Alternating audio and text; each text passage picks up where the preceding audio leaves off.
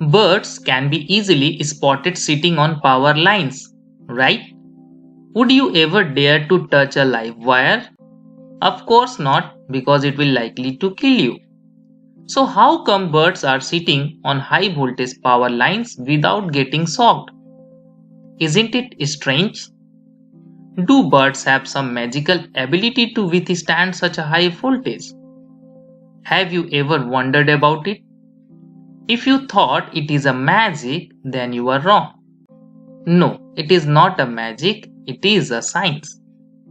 To understand it, we must know what is electric current. Electric current is the flow of electrons. These electrons start their journey from power station to our house through the mains, then go into electrical devices through power cable and eventually return back to the mains. These processes takes place in a closed loop, and this closed loop is necessary for current. Also, the flow of electron requires electrical potential difference. Current flows from higher potential to the lower potential. When a bird sits on electrical wire, both of its feet touch the same electrical potential. As a result, electron will not flow through its body.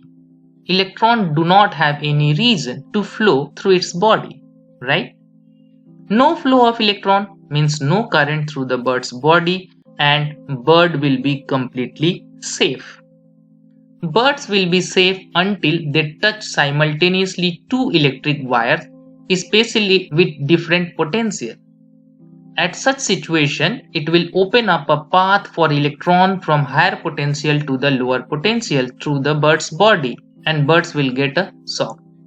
So now you know it is not a magic, it is a science. Thank you.